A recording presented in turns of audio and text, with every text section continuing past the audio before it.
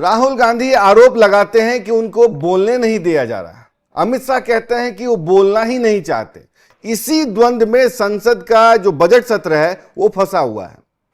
इसी बोलने ना बोलने देने को लेकर स्पीकर ओम बिरला के खिलाफ विपक्ष ने अविश्वास प्रस्ताव लाया, जो कि समझिए कि पहले ही संभावित था, वो गिर गया। ध्वनि मत से इसको खारिज कर दिया गया।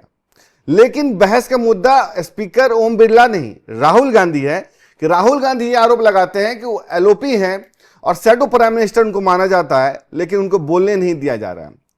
इस पे काउंटर करते हुए अमित शाह ने जो जवाब दिया है वो काफी वायरल हो रहा है। कल से इसकी चर्चा हो रही है। अमित शाह ने यह आरोप लगाया कि राहुल गांधी कहते हैं कि उनको बोलने नहीं दिया जा रहा है, तो सवाल यह उठता है कि राहुल गांधी बोलना भी चाहते हैं या नहीं।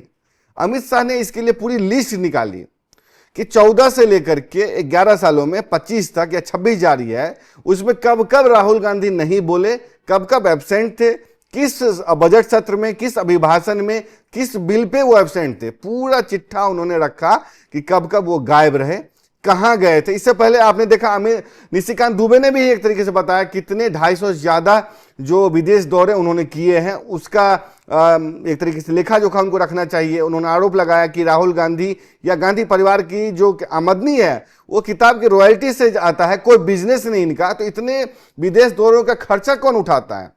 ऐसे में अब राहुल गांधी के ऊपर आरोप लग रहे हैं कि आप ना बोलने के आरोप लगा रहे हैं, तो आप इन दौरान कहां पे थे जो अमित शाह ने कहा। आपको हम बताएंगे कि क्या क्या किन किन सत्र में राहुल गांधी गायब रहे बकौल अमित शाह। लेकिन आपको यह समझना चाहिए कि मामला क्या है। मामला यह है, और कहा यह जा रहा है कि जो स्पीकर ओम बिरला के खिलाफ वो प्रस्ताव आया था, अविश्वास प्रस्ताव, ये दरअसल इस बात को लेकर के था कि राहुल गांधी का यह कहना है कि हमको बोले नहीं दिया जा रहा है। स्पीकर का यह कहना है कि आप उसी बात पे बोलेंगे जो सदन में तय हुआ है, बिजनेस एडवाइजरी काउंसिल जो है उसमें तय हुआ है, या जो सदन में नियम है या प्रोटोकॉल है उसके तहत ही आपको बोलना होगा।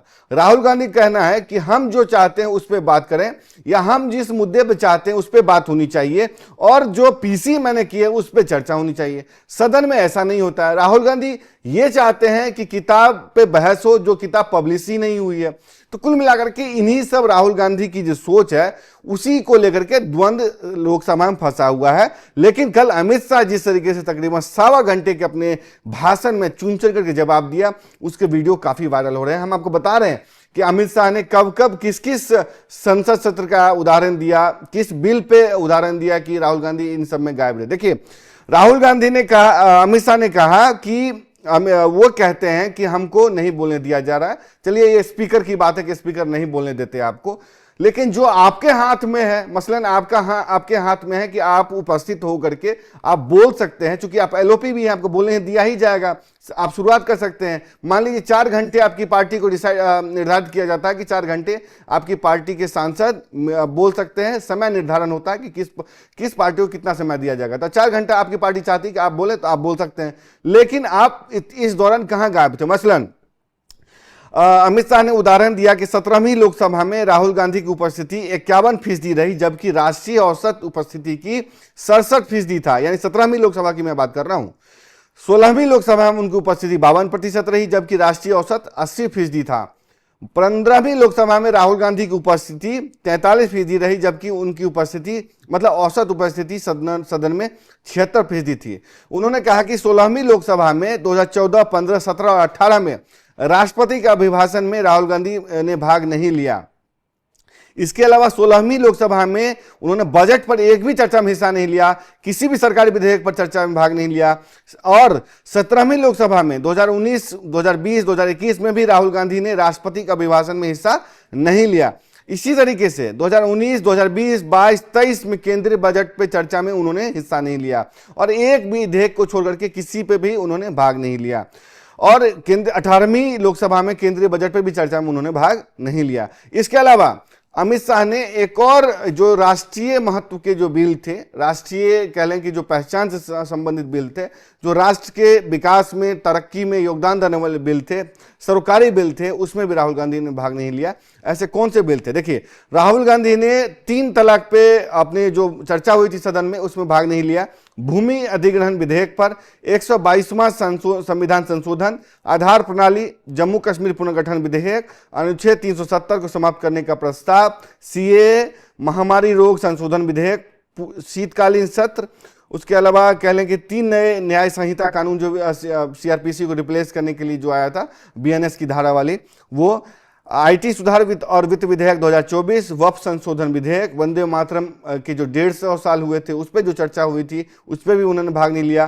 कैप्टन शुभांशु शुक्ला के अभिनंदन प्रस्ताव पर भी उन्होंने चर्चा में भाग नहीं लिया। और तो और जो बीते दिन 10 घंटे निर्धारित किए गए थे कि संसद में जो अविश्वास प्रस्ताव आया है स्पीकर ओम बिरला के खिलाफ, उस पे जो बोलने का टाइम निर्धारित किया गया था उसमें भी राहुल गांधी नहीं बोले। यानी कि कांग्रेस पार्टी के सांसद मोहम्मद जावेद ला रहे हैं अविश्वास प्रस्ताव, कांग्रेस की सहमति से आ रहा है, उसमें उस पर नहीं, राहुल गांधी नहीं बोले।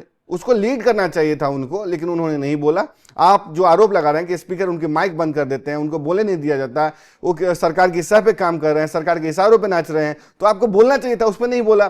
क्या कहा कि हम इस मुद्दे पर नहीं बोलेंगे, ईरान इजराइल मुद्दे पर बोलेंगे। भाई, जो तय हो गया है कि इस मुद्दे पे सदन बहस करेगा, सदन की चर्चा होगी, सारा मतलब काउंसिल जो है या पूरी तरीकेकार जो है वो तय हो चुका है किस तरीके से कैसे किसको कितना समय देना है। आप आते हैं कहते हैं हम इससे बोलेंगे नहीं, हम ईरान इजराइल पे बोलेंगे, तो सदन आपको कैसे बोलने देगा? इससे पहले राहुल गांधी ने बतौर आलोपी जिस तरीके से भद्दी टिप्पणी की थी, कह लें जगदम्बिकापाल जो पीठासीन अधिकारी जो पूर्व कांग्रेसी थे, उनको जिस तरीके से जवाब दिया गया, यानी कि तमाम जो कंडक्ट रहे हैं राहुल गांधी को के सदन में, उस पर काफ़ी चर्चा हो रही है कि राहुल गांधी किस तरीके से सदन में ले जाना चाहते हैं। आखिर सदन का कोई कोड ऑफ कंडक्ट होता है, प्रोटोकॉल होता है, जो कि नेहरू जी के समय से, इंदिरा गांधी के समय से चला आ रहा है, यहाँ तक कि मनमोहन सिंह के दौर में, सोनिया गांधी के दौर में भी चला। ऐसे में क्या राहुल गांधी उसको बदलना चाहते हैं? क्या राहुल गांधी खुद को इंटाइटल्ड महसूस करते हैं कि सदन में जो चाहेंगे वो करेंगे, सदन उनके अनुसार चलेगा, सदन में जिस मुद्दे पर वो सोचेंगे उस पर बात करेंगे, जितना चाहेंगे उस पर बात करेंगे और उनको कोई टोकेगा भी नहीं, जिसका नाम लेना होगा वो लेंगे, सदन में वो झप्पी देंगे, सदन में वो आंख मारेंगे, तो जाहिर सी बात है इसको तो रोकेगा। इसी को लेकर के जो स्पीकर ओम बिरला है, जब उन्होंने अविश्वास प्रस्ताव के खारिज होने के बाद जब सदन में आए तो उन्होंने कहा कि सदन का नियम है और इसमें नोटिस देना होता है। प्रधानमंत्री भी अपने भाषण को लेकर के नोटिस देते हैं, उसी के अनुसार होते हैं, तो राहुल गांधी को भी नियम मानने होंगे, उनको भी नोटिस देना होगा। कुल मिलाकर के ये मामला बढ़ता जा रहा है और बीजेपी ने एक तरीके से मोर्चा खोल दिया कि राहुल गांधी बोलना तो चाहते हैं, लेकिन जब बोलने की बारी आती है तो गायब हो जाते हैं। आप पूरे मामले पर क्या सोचते हैं, अपनी राय जरूर दें। तब तक के लिए देखते रहे एनएमएफ न्यूज। नमस्कार।